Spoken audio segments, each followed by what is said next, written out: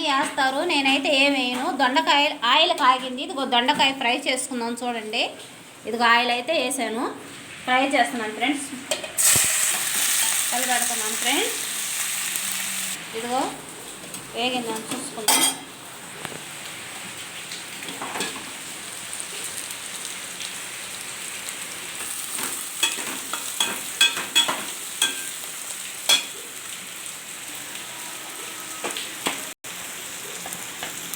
కారం వేస్తున్నాను, పసుపు వేస్తున్నాను ఫ్రెండ్స్.